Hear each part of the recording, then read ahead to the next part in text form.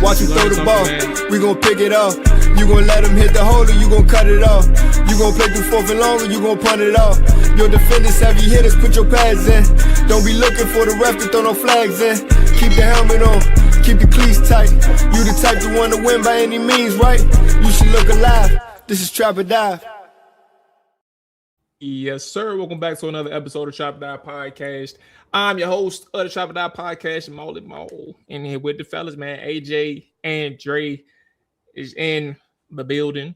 Make sure I hit that like button, hit that subscribe button if you're on the YouTube side of things.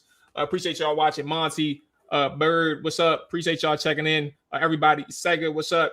Everybody that's going to be checking in. Appreciate that.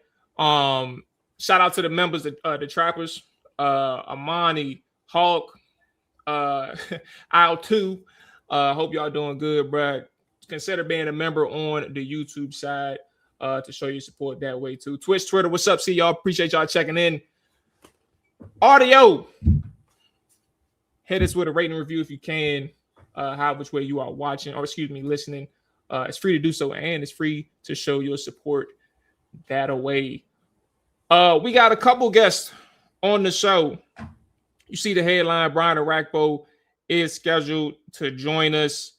He will be joining us shortly, but we also have Michael Ginnitti. I use this site all the time. Spotrac. He is going to be joining us as well very shortly. So let's kind of let's talk some numbers, man, and contract situations.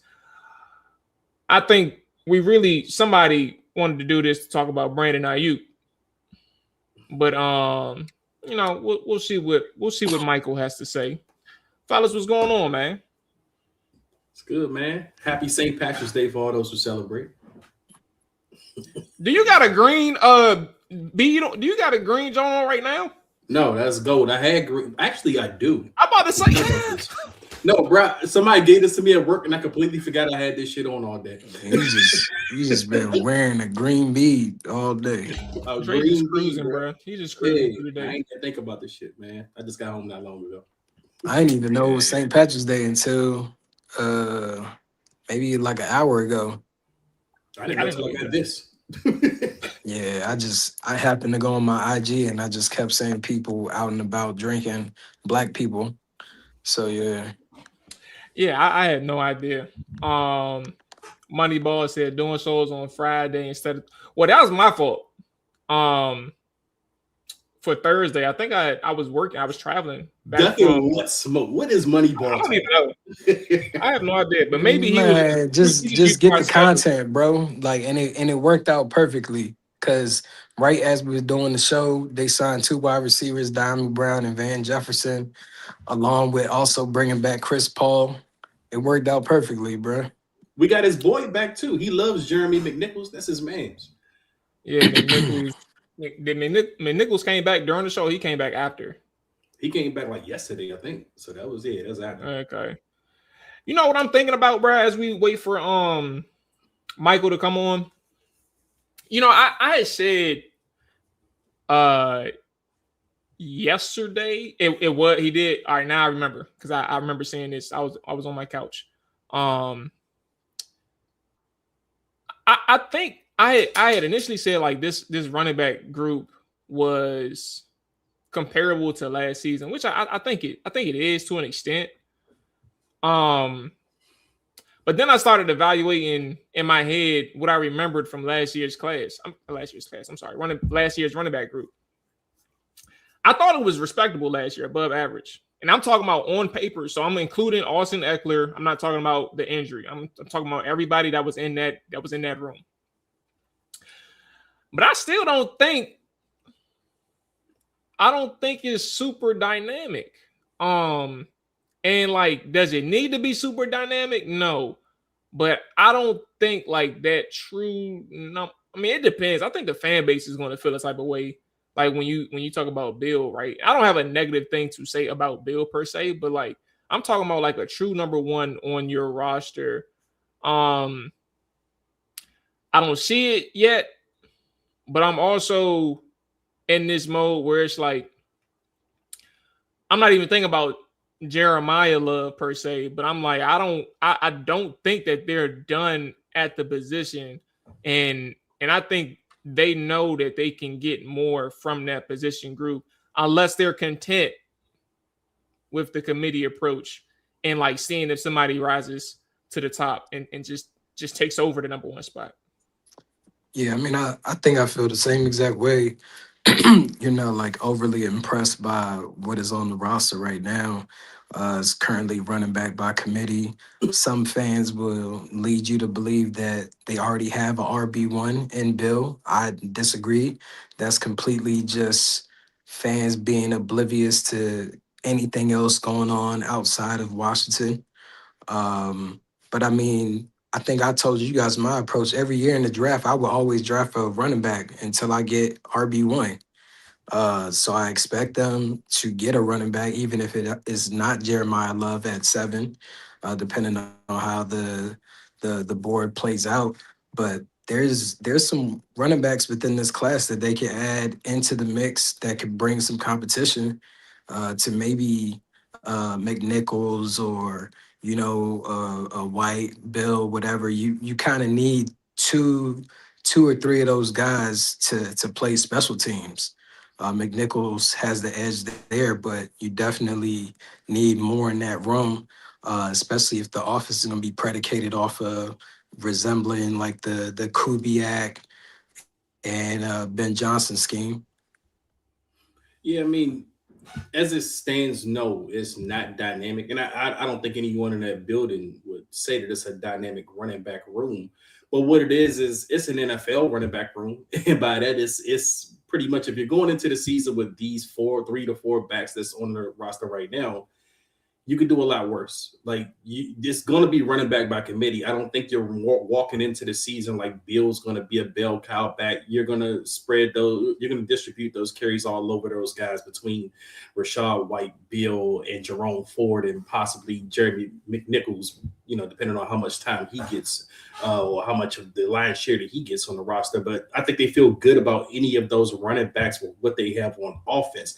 But no, it does not stop you from upgrading. Like if a Jeremiah Love just so happens to fall there to number 7, you draft Jeremiah Love. And to AJ's point, yes, there are other running backs in this draft. Jeremiah Love's teammate, like that's a guy that could possibly be a commander. He's scheduled to go a little bit later. But I mean, yeah, this room doesn't stop you from adding to it. But I do think that if they have to go into the season with what they have, they're expecting a leap from Bill for sure. Like year 2 Bill should definitely be better than year 1 Bill.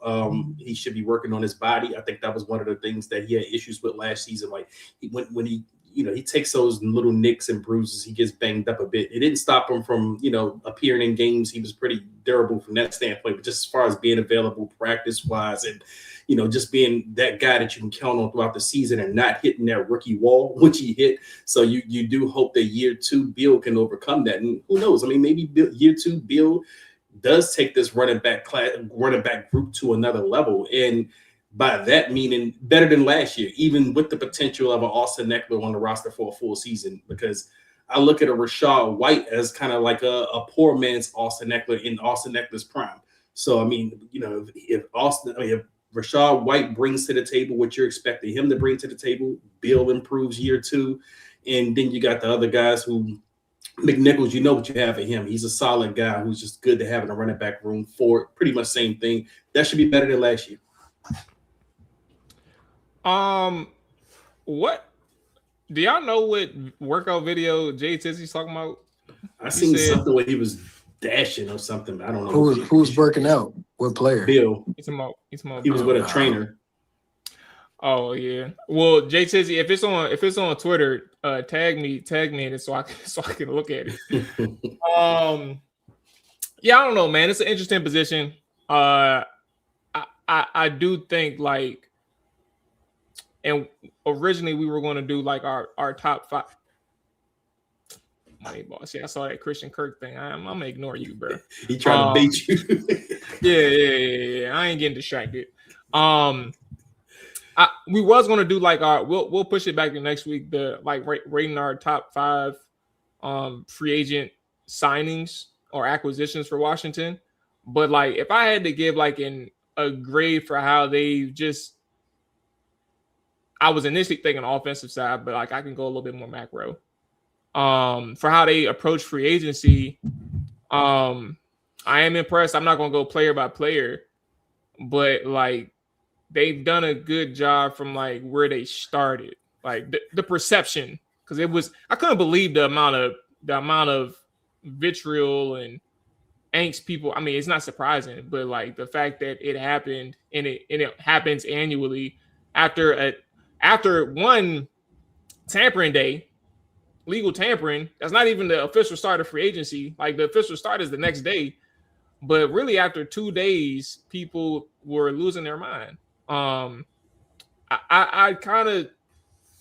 give them like, it's definitely a passing grade, but like a B for how they've been able to really supplement that front 7.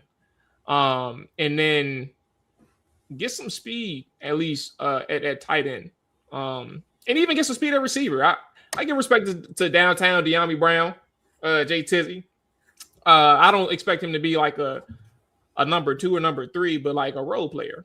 And I think that's really good for him, but also for an offense that had no downfield threat if Terry wasn't playing. All right, well, as we wait for Michael, if you had to ask for like your first memory, the first memory that pops up in your head with Brian Orakpo as a Redskin, like what comes to mind? Because I have one. And it's hilarious. It was always he knew how to draw a hold. And I think it was a Cowboys game. I want to say it was a Cowboys game when Tony Romo was there. And he drew the game-winning hold. Like Tony Romo threw a touchdown pass, and it was here at FedEx Field, and Dallas got it called back with like 0 left on the clock because Brian Orakpo got held. And I just knew he was always great for drawing those hopes. That was my favorite memories of him. Somebody said that on Twitter too, and I was laughing. I was like, yo, like he was like, why you always getting held against Tony Romo or something like that? That's exactly it what worked though. It worked for us. Yeah. I mean, I think you mentioned that, and then I just think for me, just the battle between like fans with Orakpo and Kerrigan, like who was the better edge guy.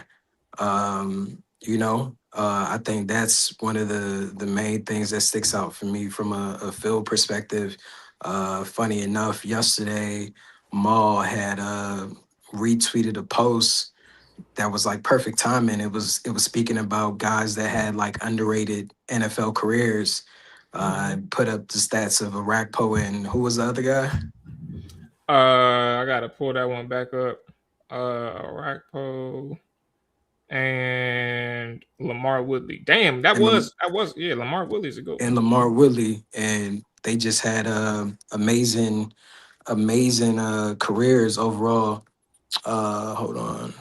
Hey, Maul, do you see Michael in the studio currently? No. Okay, hold on. And while y'all doing that, I was going to say Orakpo had to be one of the most underappreciated Skins/Commanders players of all time. And I say that because, when fans, you draft the edge rusher in the first round, you expecting big time. You expecting somebody like that's going to get you those Myles Garrett stats and all of that. But Orakpo was solid and consistent throughout his whole career here. And I don't think that was appreciated enough when it was here. And when you look back on it, you would kill to have that guy on the roster right now. Yeah, like the one memory that comes into my head, like there's no question, he's a good player, really good player. Like even when he left and went to Tennessee, like that was a big deal for him because like now that he started getting home a lot more in a short amount of time compared to like his time in Washington, right? Like he could have had much more in Washington. But it was this game against New York on like Thursday Night Football, and he was on the sideline, bro. He said, bro, it's just nothing we could do. He was mic'd up. And Eli Manning, he always killed Washington, bro. He's just on the sideline. He told his coach, he said, bro, it don't matter what you tell us. It is nothing we can do. I was like, bro, like if he said that against the Giants, I would love to know what he said that against. Like, I think he had Vic at his time, not McNabb. So, yeah, I would love to know. Okay. Actually, AJ will be able to answer that question, Moneyball. All right, so now we can go ahead. Where is it? All right, AJ, you good now? I'm making sure you were straight. Good. Yeah, you good. All right, let's go ahead and talk some money, man. We actually don't do that a lot on this show at all, but this is going to be an interesting conversation. So let's go ahead and get Mike Ginnitti. Did I say your last name right, boss man? Yeah, Ginnitti? you got it. Nice. There we go. I use the site all the time, so I was like, I gotta get the name right. But Mike Ginnitti, co-founder and editor of Spotrac, is joining us right now, and I appreciate you for joining us, boss man, this evening. And like, I think to open my line of questioning, I think about like Adam Peters and something that he said this offseason. And to long story shorted, he said like he was used to giving contracts to guys, lengthy contracts to guys who he was comfortable with. And I think about like the connections that they had to the people that they've signed this offseason, and it seems like he's stepping out of his comfort zone. I kind of want to see like if there's anything that you've noticed, comparatively speaking, their first 2 years and how they've moved with their signings, their free agency signings, compared to how they've been, what can be seen or perceived as aggressive this offseason. Have you noticed anything from the last 2 years to this one? Yeah, I think that's a super interesting soundbite from him. Almost an admission, right? That it took a minute to settle into this thing and sort of figure it out. Everybody comes in and tries to set their own culture and bring in their own group and, connect with as many people that they have in their past. And then you get to this game and this 18-week schedule and you realize we just need football players. We just need the best football players available. at the positions that we need. And that is the change I'm seeing, is that he is addressing needs with players in mind, not so much organizational culture and organizational depth and growth. If it's how can we win in 2026 right now with a certain player set. The contracts to me are reflecting that. The player choices are reflecting that. And I think it's, for lack of a better cliche, this is a huge 1-year stint project for this front office and for obviously the Jaden Daniels situation as he approaches his extension eligibility. So I just think it's a necessary change in mindset, because yes, last year felt so comfortable, and that's what you saw in the standings. Yeah, so I wanted to ask, with how things were so comfortable last year as far as their standings and now going into year 3 for Adam Peters, there's a particular player that he's well connected to, and Jaden Daniels, the quarterback, Brandon Aiyuk in San Francisco, who a lot of people believed when the new league year started that he would get released and Washington would immediately be able to add him to the plethora of guys that they have signed thus far this offseason. What are your particular thoughts from a financial standpoint of Washington not really wanting to play into the waiting game for the release and possibly going and acquiring Brandon Aiyuk's contract since he's been paid $49 million since 2024 and the guarantee no longer exists because it's been voided? What are your thoughts on acquiring that contract possibly instead of playing the release game? This is a crazy one. I mean, there's so many layers to this. I can go for an hour on this sucker. The contract is definitely acquirable, especially for a team, like a New England, like a Washington, that are looking for one guy. And if that guy is slightly overpaid, that's fine, because the rest of their roster is sort of built to handle that right now. You're looking at a 1 for 27 for Brandon Aiyuk, because there's no guarantees going forward. There's an option bonus, so that becomes like an $8 million cap hit this year. It's really doable for the receiving team, especially if it only takes like a 7th round pick swap, which I think it is, right? I mean, this is the most obvious, we're getting rid of this player that's ever existed in the NFL, basically. Here's the other issue, though. San Francisco doesn't have to do anything. And in fact, it behooves them to wait until June to do this, because they're set up to take on a $20 million cap loss, whether they release him or trade him right now. So it's a tough situation for them. And then I'll add another layer to this, which is, if you think it's hard trying to get a contract from John Lynch in San Francisco, watch how hard it's going to be to get out of this contract in San Francisco. I think they're holding on to him, not partially for the financials, but also partially so that he doesn't get to just walk into Washington, which seems like is exactly what he wants to do. So I think there's a lot going on here, drama and money, but the money side of it from Washington's standpoint, totally doable. For me, I want to talk about someone who Washington just recently signed. They're actually their biggest free agent acquisition so far to this point in the offseason, Odafe Oweh. He signed, when fans look at the contracts, and I always like to ask the contract expert these things, because when fans see a contract, they'll just see $100 million, but like, oh, he's a $100 million player. But can you actually talk about the structure of his contract and maybe how much he might realistically see over the duration of that contract? Yeah, I don't have the 100% details, but I have enough to know what's happening here, which is it's definitely not $100 million, right? It can get to $100 million if everything absolutely goes perfectly, but this is going to be a 2 for 50, and then we'll see, which is completely within where the valuations were on him. And I think that's a completely doable time frame for his age and for what Washington is looking for. They're not looking for deep dive contracts 3-4 years down the road, because we know what's coming for Jaden Daniels here within the next 18 months or so. So they have to be smart about the next 3 years of budgeting. 2 for 50 on what could be, one of the top 5 to 7 edge rushers in the game this year, which I think he's got a chance to graduate into, is perfectly doable. And if that's your splash signing, there's been way worse than that. Let's put it that way.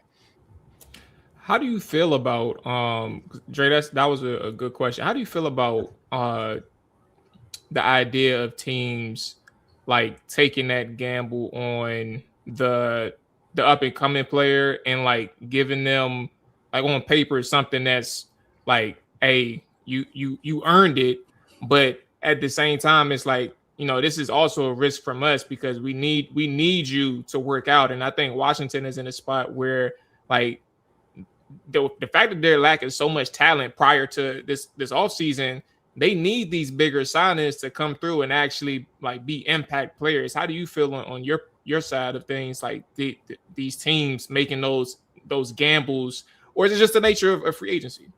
It is. You're always going to pay the price, right? The premium for free agency. There's certain positions where it's just almost always worth the risk, and whether it hits or not, you've put your best foot forward. There are certain positions where teams are just saying, we're not even touching free agency. We're going to be drafting, off-ball linebackers. We're going to be drafting interior offensive linemen because the prices in free agency have gotten to a point where that seems too much of a risk. But with an edge rusher, with a quarterback, you're talking about paying for maybe somebody's ceiling they haven't reached yet. There's no better example of that than Malik Willis in Miami right now, who just secured $45 million guaranteed for basically 6 weeks of statistics. It's just what you have to do this time of year, sort of project how much you can risk financially for what you think that player is going to look like within your system. And I do think it is worth it 1 or 2 times a year at certain positions inside of free agency. So I know we only have you for a limited time. I think one of the bigger questions for this fan base is, how does an extension for Jayden Daniels, who many have already deemed to be the franchise quarterback, what does that look like, 18 months from now, with his mom now becoming certified and representing him? How does that contract possibly look, as we haven't seen a lot of quarterbacks hit that top market over the last 2 years because it hasn't really been quality enough quarterbacks to get that pay. He's pretty much the next guy up alongside Lamar Jackson. How does that look from your vision as far as, what you expect? Yeah, he's certainly trying to follow Lamar's footsteps here with the mom kind of helping out with the contract. Obviously, he looks a little bit like that on the field. And the money's pretty much right there, so the calculations for Jayden and really for a lot of the players that are sort of heading towards this next contract, Lamar notwithstanding, they're right around that $55 million a year mark. Now, Lamar's important because I do think he's going to change this market in the next couple of weeks here dramatically. $65 million a year, maybe more, because of where this salary cap is, his age, things like that, leverage. So if he takes things closer to that 70 million mark, then that's going to change. That's going to bring everybody else up with it, right? That we're talking CJ Stroud, Bo Nix, everything, Drake May, certainly Jayden Daniels. So unfortunately, it does not pay to wait with this position because it's just so strong, so powerful, has so much leverage that every single time you turn around, you're losing another $1 million or $2 million a year. So if we're saying we're starting at 55, I would expect Jayden's foundation to be 60 million by the time he's sitting down with a pen and a pencil trying to negotiate this thing. But we're closing in on 70 million a year for quarterbacks, and it's going to be very soon. Yo, I just need like 2%. Expedite agent fee. 2%, man. That's it. Well, I got one last question for me. And this question is for, we talked about Jayden's contract. Now, Jayden's biggest protector, he just signed his extension, Laramie Tunsil. But first $30 million a year offensive lineman. I mean, what does that kind of say about how the market is shifting towards that position, for that left tackle position? All 5 of those offensive line positions are just blossoming. I mean, you can't do wrong if you can hold off, pressure with the quarterback position at any spot. We just got a center go 25 or 27 million. We've got guards at 25, approaching 30. And now we've got right tackles at 28 and left tackles at 30. You just can't go wrong. It's a great time to be protecting a quarterback right now. The Tunsil deal was inevitable. He had leverage. He had a high cap hit in his final year, and he's still playing at a massively high level from a production standpoint. So that was the guy to do it, and we'll see who's next. It's just a matter of when. Hey, Michael, hopefully we can get you back on down the line. If we do get a trade that I'm hoping we don't get, I'm not on this. I'm not on the side of trading or even acquiring Aiyuk personally. But I appreciate you joining us, Michael Ginnitti of Spotrac. You can find him at Spotrac as well, co-founder and editor. I want to just give you the floor just to plug anything and everything that you got going on as well, boss man.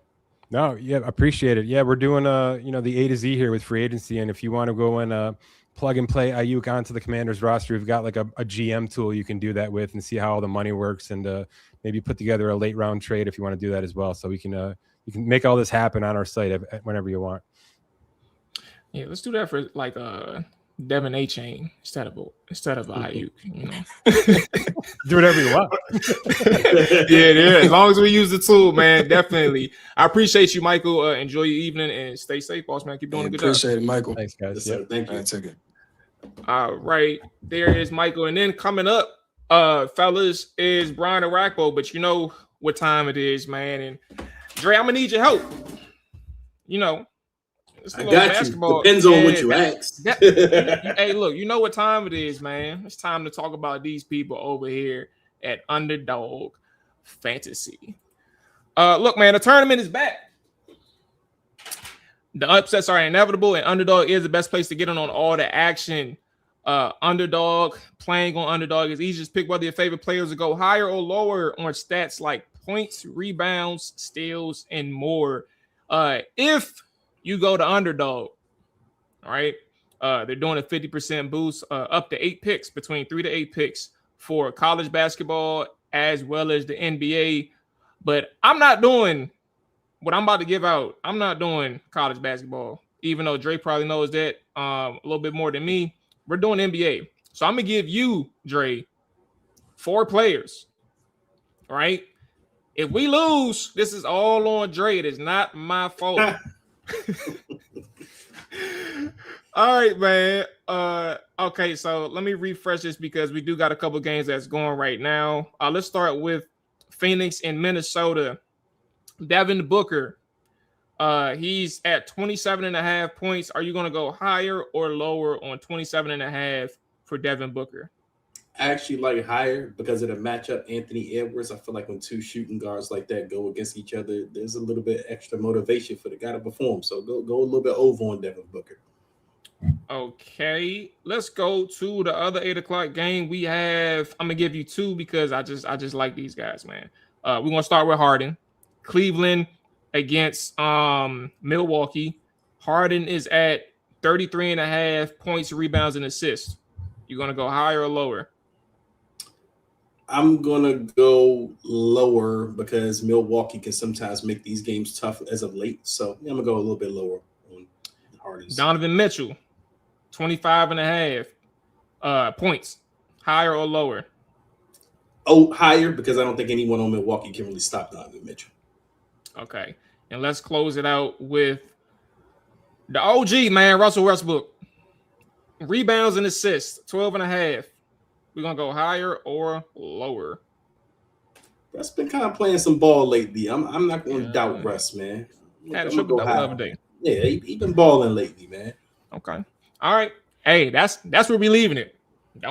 Hey, I told y'all, if we lose, y'all know what his handle is on Twitter. If we win, I get the pot.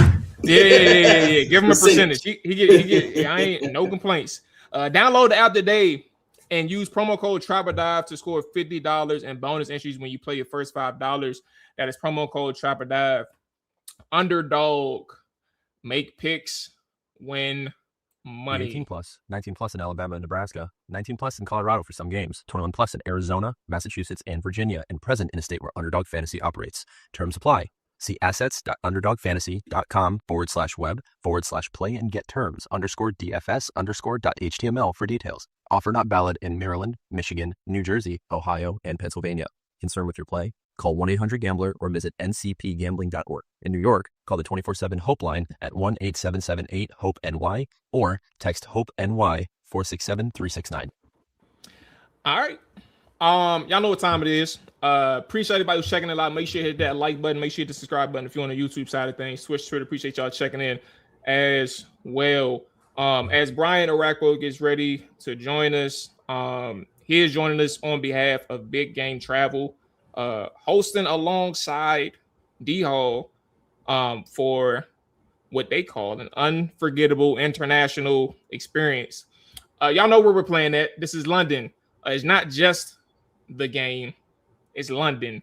You'll actually get to mix and mingle with legends such as Orakpo, D-Hall, the entire vibe, man. Big Game Travel handles everything from hotel, events, and the full itinerary. You just show up. I checked the website out. It's official. They got that for a bunch of scheduled events overseas. Lock in your spot now. You can do that by going to biggametravel.com as Washington takes over London this season.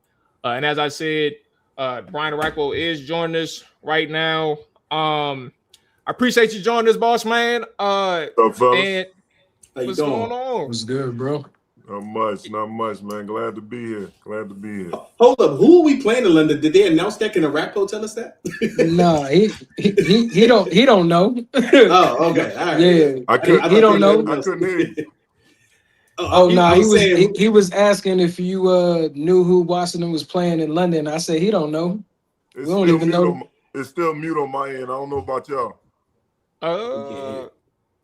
All right, can we hear each other, Dre? I can hear everybody fine. Oh, he can't hear me or AJ or Dre. No, I can hear both of y'all. I can't hear AJ. That's the only one. Oh, you can't hear AJ. Can you hear me? Can you hear me now? Good.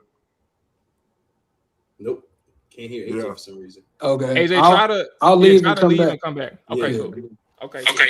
Hey, so Brian, I think you know what's and Dre, I didn't talk to you all about it, but I was thinking about it when we were confirmed to have Brian. Dre, you've been around for a long time, right? You closer to 50 than you are 30. I'm closer to 35 than I am 50. Hey, but Brian, like what I've been thinking about is like you were drafted in 2009. Yeah. And it's incredible for some of the younger fans. I'm 32, and like we didn't really have like our own guy at the edge position before you got here. And around my age group, I think like, I mean, you came along with Andre Carter, so you got to experience some time with him. A little bit after Andre, you teamed up with Brandon Aiyuk. Like we was able to see Jason Taylor towards the end of his career, and some other players around that time. But you were the first guy that Washington drafted and said, "Hey, you take over this position and you make it your own. You put your stamp at the edge position for Washington." Did you have an idea of like what you were just coming into from an environment standpoint, like the city, what the team meant to people, and you being a first round draft pick, what that meant for Washington? Yeah, well, I got an idea, kind of when you start doing the history and you start going over teams.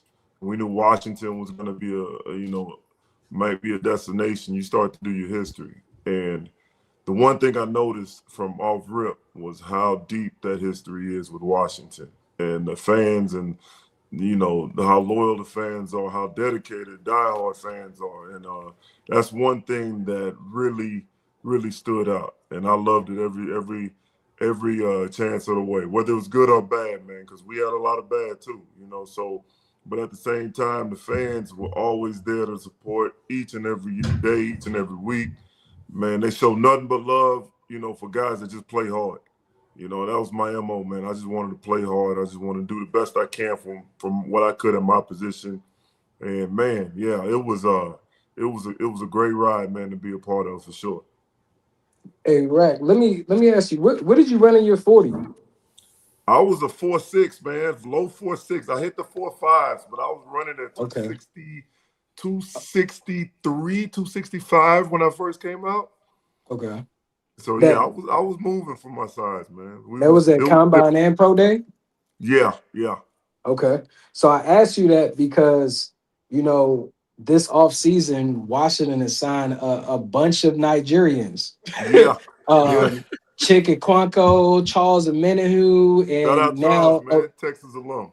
Yeah, and then now Odafe Owe, who is similar to you as far as like stature wise. He's what, 6'5", you're like 6'3", 6'4", give or Yeah. take, 260.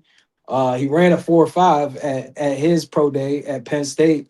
How do you feel about that addition? And, you know, for guys of your size and caliber coming off the edge, how difficult is it to have that type of bend, you know, with that stature and carrying that type of weight, but also still being that athletic to do so? Yeah, well, it's something you have to work at, your craft. You know, it's not the same running around in college. You can just run past people, and you know, Yeah. once you get to professionals, you know, you can play a 2-14 team, but they have a Pro Bowl left all pro tackle, you know, that you're gonna be battling with all game. So you got to be able to bend the corners. You got to be able to, you know, combine your size with your strength. You got to be able to mix it up. That's something that you have to adapt to when you were a young kid coming out, man. That's something I had to learn, because I used to want to run through people every single play, man. That was my thing. I was strong and I just wanted to hit you. But then when they start studying over the years, you got to kind of figure it out. And that's what they're gonna have to do. The young kids and young players coming in, figure it out. They're playing in the NFC East. It's gonna be a tough division.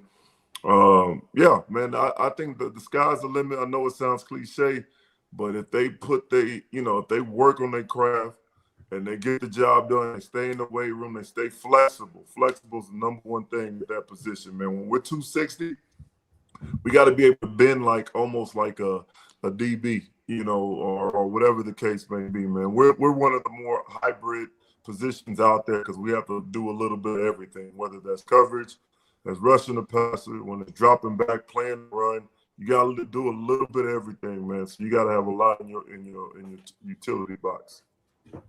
So Rack, I want to ask you, because our co-host Mual, he asked us before you got on, what was our favorite Orakpo moment when you were here? I was able to name mine pretty instantly, but I was wondering, do you have any that stood out for you, like your favorite time, or maybe just some good memories that you had here in Washington? Man, honestly, I'm gonna be honest with you. I love, besides playing, and I'll get to the playing part, but just the city, man, the city, the fans, that was captivating for me. That was new. I'm a Lone Star State kid. You know, I'm from Texas. You know, were you a Cowboy fan growing up? Nah, I'm from Houston, man. You don't got Okay, nothing to do with the Cowboys. Yeah. Nothing to do with the Cowboys. But we, at the time growing up, we lost our team to Tennessee. They took our Oilers, so we was kind of like left in the shuffle. So just with that being said, when I get to DC, man, it was just like a family affair, man. And the fans was just, I remember they showed me, when the ownership showed me the whole stadium erupting my name, even before I even played a snap when I got drafted. And that meant everything to me. You know, that's what I wanted, to go out there and do the best I can, and just go out there and make an imprint from day one.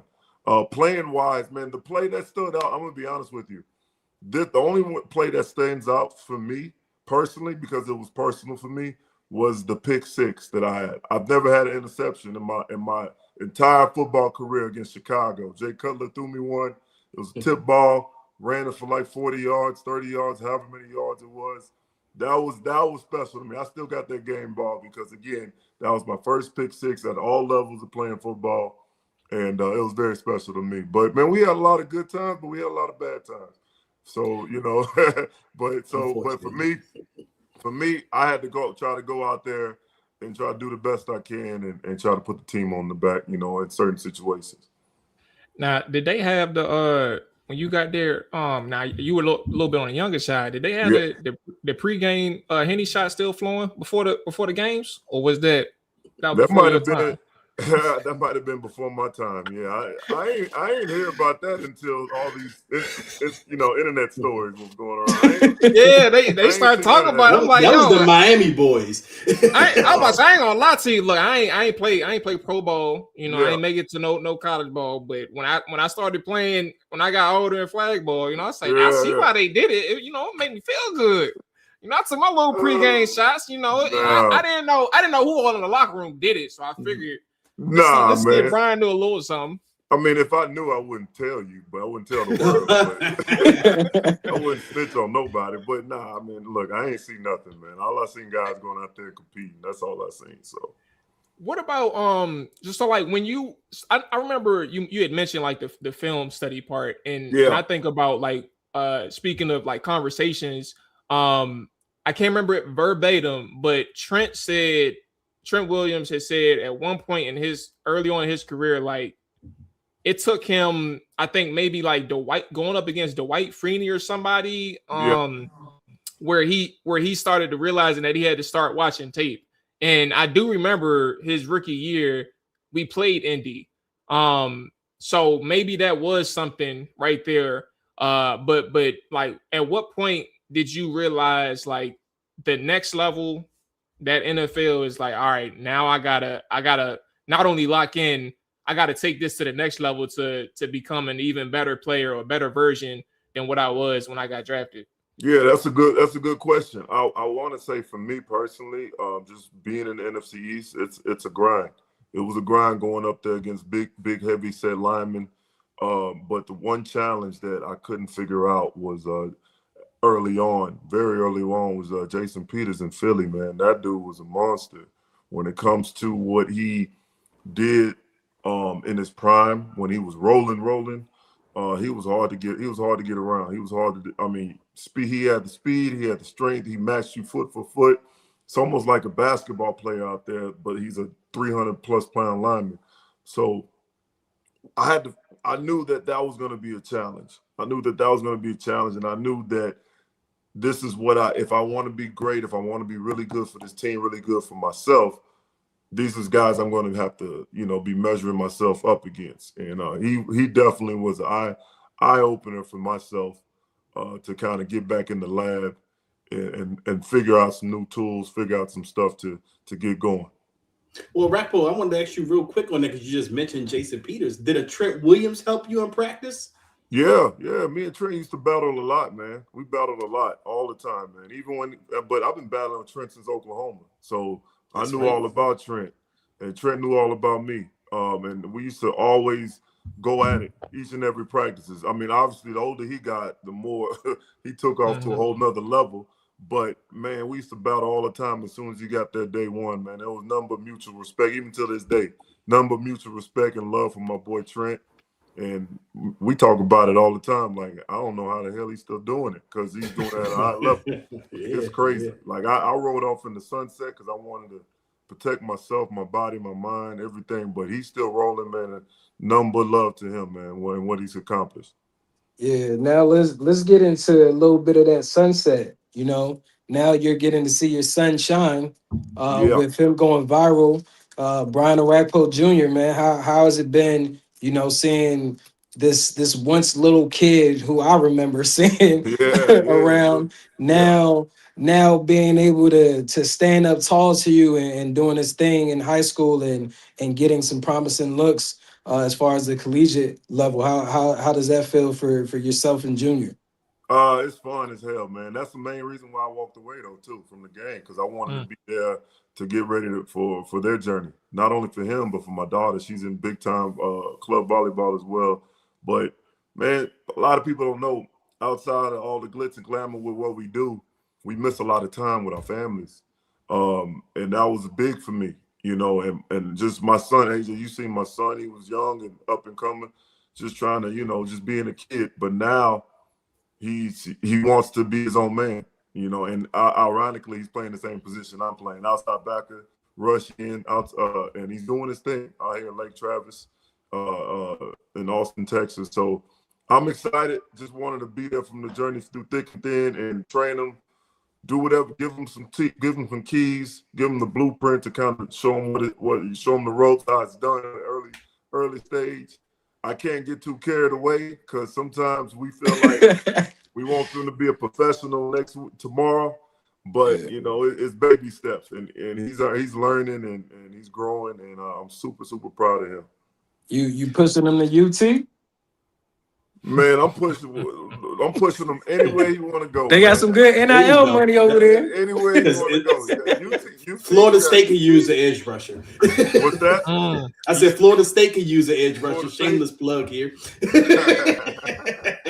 Hey, we'll see. We'll see what happens though, man. He still got to put the work in though. He got a junior, senior year that he got to still put in. So we'll see what happens. If he don't handle business, I mean, it don't even matter, you know. So he got to go out there and start cooking. What's that like so far, Rack? I know you still say he still has his junior and senior year to prepare for, but as a parent, I know you went through it as a student athlete when you were in high school. But what's it like so far being on the other side of that? What the other side of that as far as being a parent with your son possibly getting some of those big time college offers? Like, how do you handle that? It's hard as hell. I don't know how people are bleacher dads and just can watch games and just. I try. Like I'm getting better at it, but it's so hard for professional athletes because you see so much wrong in technique and things like that. And you just, man, long story short, it's a work in progress, man, with me watching my kids play. But it's fun as hell, man. This is what I retired and wanted to be a part of, man, with their journey. And like I said, it's a work in progress because my wife's cussing me out to shut the hell up, you know, on the sideline, let him do his thing. You know, so but it's fun, man. They go out there competing, man. He plays on a great squad. My daughter's in competitive volleyball. We take off for St. Louis in a little bit to go compete. So, man, it's just been a great journey, man. Great journey. Yeah, I think so did the thought of retirement or just even getting in the league and getting out as soon as you feel is right, like, was that always your plan? So I feel like in Tennessee, in my opinion, I feel like you went up another notch when you went to Tennessee, and I don't know how it ended there. Like that's kind of foggy for me, but I feel like your career there, you did even better from a production standpoint and with the Titans. So like, was it a idea of yours to always just do a certain amount of time and transition on, or was that something that you just thought about as your career went on? 100%. I always wanted to do double digits. 10 years was my number. To answer your question, I finished my deal. I was on the last year of my deals. Vrabel's first year, I walked in Vrabel's office. The next day after we could not win the AFC Championship, AFC South, and I said, "Hey, Braves, I'm done." Just like that. I didn't want to give myself all summer to think about it and start getting back into shape and all that goes along with it. I just walked into the GM's office and Braves' office and told them my plans and that I'm hanging it up. That was always my plan: get in and get out. You know, get my head on my shoulder, man. Because when y'all out, man, and when you're doing it, it's a lot of people that's hurting out here, man, in this game, you know, and I wanted to make sure that, you know, I would be fortunate enough to not be hanging on when I don't have to, you know. So that was my main goal from day one: to get in, get out, save your bread, stack it up, you know, try to do the best you can. Not everybody's blessed to play in Super Bowls and win all these championships and this and that. But I was blessed to, you know, go on and have I call it the back nine of my career, because I had the front nine with Washington, the back nine with Tennessee. It still finished out strong, and you know, kind of rejuvenate my career and keep it going. Not a lot of people can do that, so I was super proud of that.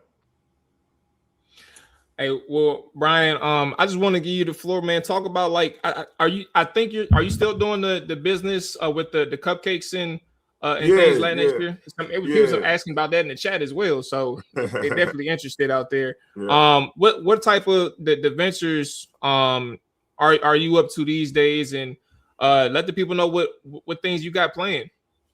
Well, really, nothing much, man. Like I said, I'm training my boys, my kids, really making sure I'm on top of them with that. We did do a cupcake franchise out here in Austin. And ever since that, we've been doing mentoring and speaking engagements and things like that, just engaging with people that always had dreams to do something outside of the box. That's kind of been myself and another teammate, Michael Griffin. He was a former Longhorn safety for the NFL for a long time. we partnered together, and that's what we've been doing ever since. We got the brick and mortars around, but it's mainly just the engagement with people that really want to, you know, get outside their element. You know, we turn football players and we put on aprons and we start baking and cupcakes around the whole world. So it's been crazy as far as how much that grew. And so we just been, it's the cupcake guys that we created. And we just been rolling with that. My other business partner went to college with him for a long time, Brian Hintz. I want to give him a shout out because he's a big integral part of this business that we got going as well.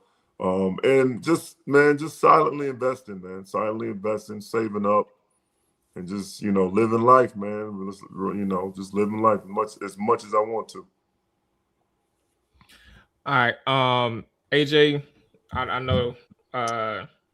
Oh yeah, I mean, for the Washington fans, you know, make sure to go to biggametravel.com.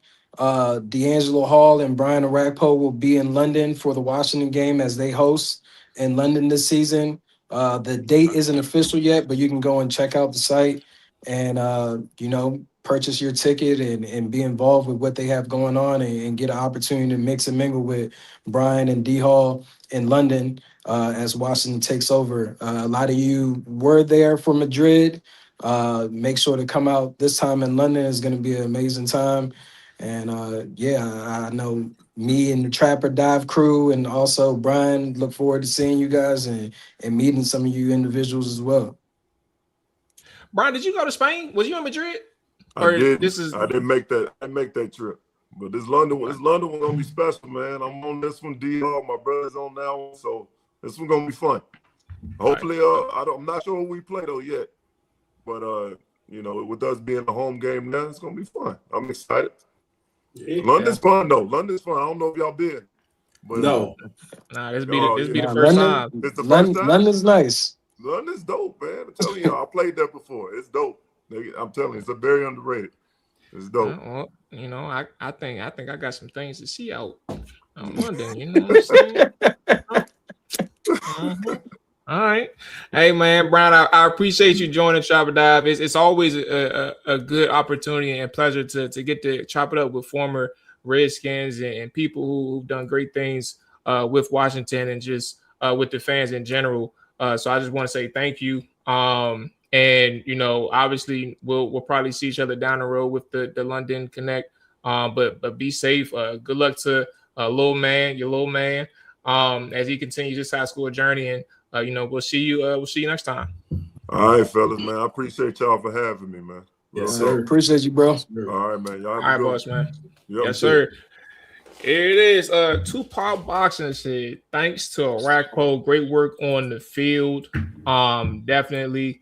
Oway was 4.3. I wasn't even checking. I didn't even know he ran a 4.3. That's crazy. Yeah, I didn't even 4.37. I didn't realize I didn't catch you. Yeah, he ran 4.3. Was this at Combine or Pro Day? No, he only ran Pro Day. Oh, Pro Day. No, he only ran Pro Day. Yeah, it was 4.37. Penn State was with that because Lord, 4.3. Yeah, funny enough though, I actually agree with what Moneyball is saying.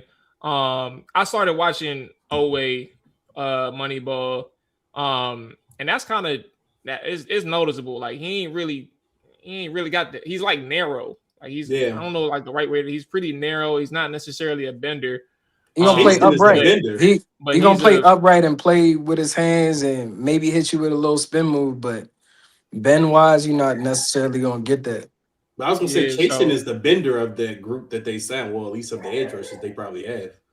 Yeah, he got some speed though. Like his pursuit is there. Like he's gonna close the space. Stiff. I don't know why I couldn't say stiff, Jay Tizzy, but yes, he's certainly stiff.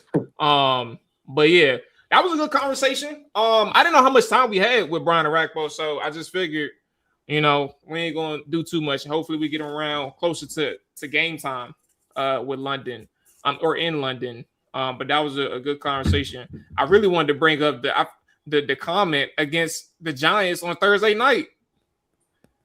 I don't think it was. I don't think AJ wasn't on when you brought that up. Yeah, it was just me and Dre. I don't know. Do y'all don't remember this? Y'all don't remember that he was mic'd I up, bro. I remember. I mean, I don't a lot of remember that is it. blacked out for me. So But yeah, AJ, it was a game. It was the year before he left, so it had to be like I think he left in 2014, right, or 2015. And Eli was killing Washington that day, bro. And the coach is on the sideline going through the game plan, bro. And this nigga Orakpo said, "Hey, coach, it don't matter what you say. We can't stop this motherfucker. He killing us." And I was like, bro, I couldn't help but laugh, bro. It has to be on NFL Films or something, but like that was my first thing when I think about Brian Orakpo nowadays. It's not even like the time that he had in Washington. It's like the fact that Eli Manning really used to just dog these niggas defensively, bro. And like for him to say that, I was like, I wonder how they felt about Mike Vick. Yeah, man. I mean, those were hard times because even for me, I know we'll have him on here soon. D'Angelo Hall, like one of the greatest games I ever seen from an NFL perspective was the Philly game Monday night against Washington. And it wasn't because it was my team, it's the other side. It's like the trash talk I know D Hall was having with Vic leading up to it. Deshaun Jackson and LaRon Landry going back and forth. First play out the gate was like an 85-yard pass for 6, and it just kept going. It was just like a relentless attack that Andy Reid was just like going after Washington. I've never seen nothing like that before in my life, and it was just like the resurgence of Mike because he had just got out of jail like a year before and now taking over the team. So yeah, man, it's definitely been some great moments, and I'm glad that we were able to get Rack on here. He doesn't do many interviews or whatever. Sorry for the quality for the viewers. I didn't know how to fix it on his end, so I just let it rock. But it's probably like a connection thing. So a little grainy for the viewers. But I don't think the clips on his phone. Yeah, maybe. Nah, he was in his it's probably just bad internet in general, but it is what it is. At the end of the day, just glad we was able to get him on here. You guys asked some amazing questions. And yeah, man, it's just another perspective of a Washington great. And I was just really intrigued because I feel like him and Odafe Owe have similar body types. I did not know that pro day Penn State for Owe, they clocked him at a 4.3. Yeah. That's scary, bro. Can you imagine somebody 6'5", 6'6", 265, 270 running at you at a 4.3 speed? How much did he weigh at Penn State? I don't know how much he weighed there, but I got the measurables. 4.3, and he played with Michael Parsons. Parsons ran a 4.3. No, Parsons shouted him out as one of the most underrated edge rushers in the NFL today. I mean, maybe that was he was 257. Okay, yeah, that's still wild for him to run a 4.3. That's scary, running a 4.3, 6'4", 257, bro. He's athletic as hell. Like I said, he may not be the bender, that natural bender on the edge, but he's athletic as hell. I mean, you can see this on the tape. Yeah, you can see the speed straight line, like whether he's going like laterally to chase down, whether he's going vertically to chase down. You can see it like that. That's shit. The way he closes space is sudden and is quick. Before we get out of here, can I ask y'all this? I mean, do y'all have a favorite free agency signing so far up until this point? I mean, technically, would this be like a glimpse into like our number one free agency signing if we were to do the rankings, or the favorite doesn't necessarily qualify as your number one? Well, it doesn't have to qualify as your number one. Maybe somebody just your favorite at this point. Yeah. I think for me, I'll go real quick. I got like a tie. Like I love that Chika Kwanko was picked up. I think that from even a fantasy standpoint, I'm not a fantasy player, right?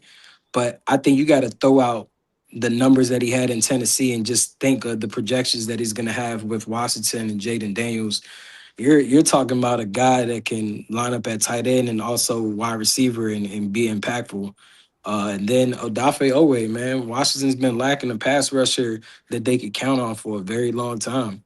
And you're hoping that all of these traits and in this scheme put it all together and truly reach his ceiling, his real potential. I didn't even pay too close of attention to his contract. So even hearing from, Spotrac, aka Michael, yeah, that, it's essentially a 2-year $50 million deal, that's a bargain. it is. Let's go ahead and give Clifton Harris a shout out. Came in here trolling. I want to make sure that he's seen on the show. Please continue with your messages, Clifton. Make sure you hit a like button. Do not hit anything else other than subscribe and like. Giants fan. Oh no, he is. There's only one. There's only one person in one fan base who would put the Giants at number 1. When is the last time the Giants beat us? Which is crazy to say because we normally on the other end of the state now, right? The Giants haven't beat us in a while. I don't know. I really was thinking like who would my favorite be? Like even before you asked that question, because I was thinking about like the top 5. My favorite may be Chanel, whatever the hell his name is, bro. I have no. I thought it would have been Tim Settle for you, Mo. I thought that would have been your favorite. Just because I got the guess right. Yeah, you requested him. You wanted him. Yeah, I know what they needed. Yeah, Deron Payne and the young boy Newton, they wasn't getting that shit done. They needed Tim. Maybe Chanel. I think that second level is just as important. They did a lot of good work on the front 7. So I think maybe Chanel, maybe my favorite, just because of athleticism. This is an opportunity for him where like he gets to come out of the depth in terms of like having that full-time role in a sense. Because I think it was him and Nick Bolton, I believe, in Kansas City, and maybe Nick Bolton was the starter. Shanae. Yeah, Shanae. So I think maybe Chanel in a situation where he gets more exposure. That could be risk and reward type deal, but I think Chanel's gonna flourish, whatever the fuck. What before we do get out of here, now that you mentioned Chanel a little bit more, I was thinking about it and I was trying to just like put together in my head like how are these two both gonna be on the field at the same time? Chanel is a better Frankie Louvu. So what do you do? Does he run on the edge? Like Chanel plays everywhere. He's on the edge, and he could play in the 3-4. He could play inside linebacker. He's literally lined up everywhere. So, in my opinion, I think Chanel is a better Frankie Louvu as far as like instincts wise, playing the run, and then pass wise, he got better coverage skills. But I'm like, how do you put both of these guys on the field together at the same time? But I was going to say he seems a bit more versatile than a Frankie Louvu. I know they do pretty much the same things, but Chanel at a better level. But I think when you talk about adding to that the pass coverage and what Chanel can bring you in that standpoint, and then especially when you're talking about a Durante Jones, is he running a 3-4? Because I don't see Frankie playing that middle that often in there. I mean, Chanel, I don't think he's a Mike or anything, but he could play in that middle of the field just because he can't cover. He does have that speed.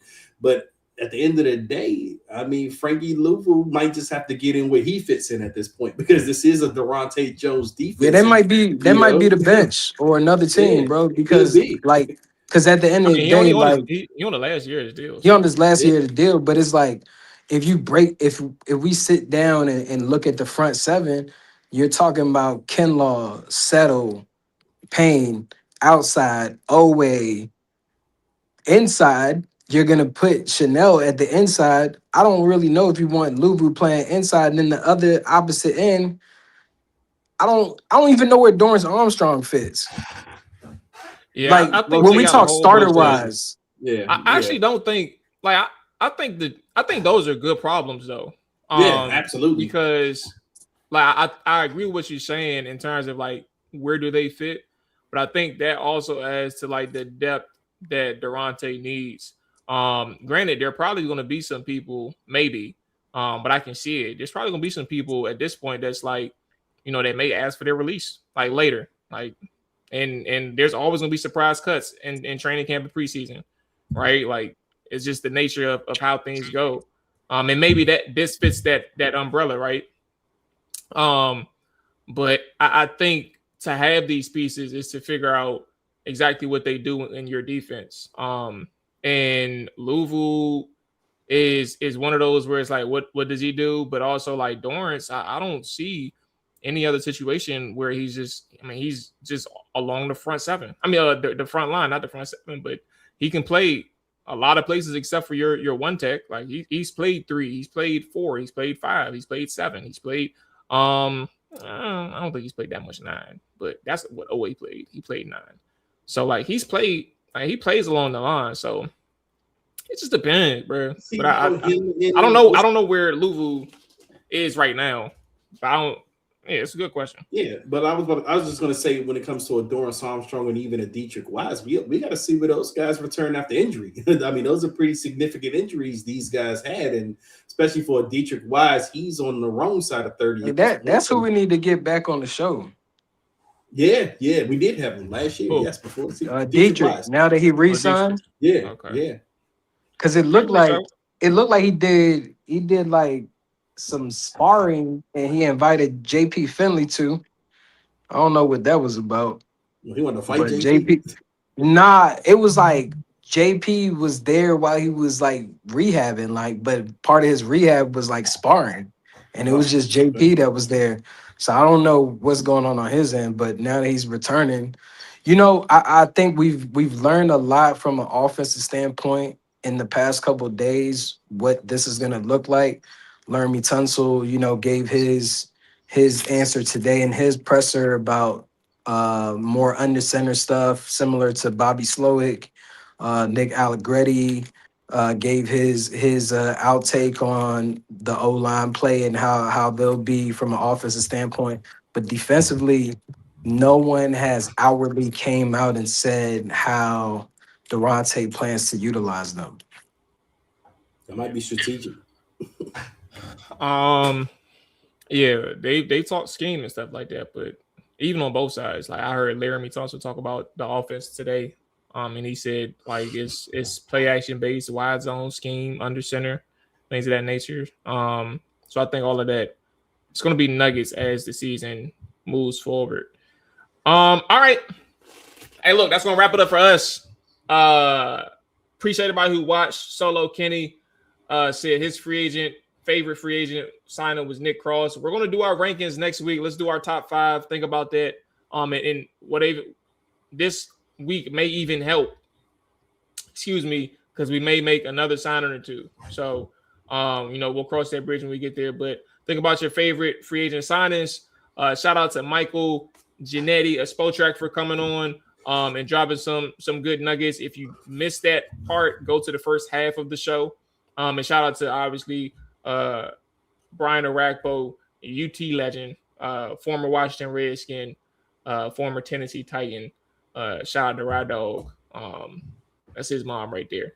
Till next time, man. Y'all take it easy. And I'm sorry, Chigo Conquo film session coming out this week. Should have said that in the beginning, but here we are. If you made it this far, congratulations. Take it easy. We up out of here. Enjoy your night.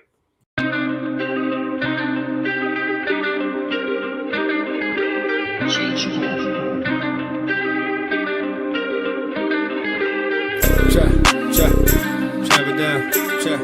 Chop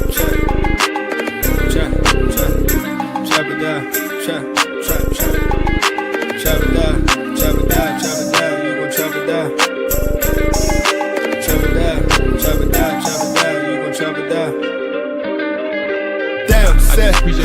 Watch him throw the ball. We gon' pick it off. You gon' let him hit the hole or you gon' cut it off. You gon' play through 4th and long or you gon' punt it off. Your defenders heavy hitters, put your pads in. Don't be looking for the ref to throw no flags in. Keep the helmet on, keep the cleats tight.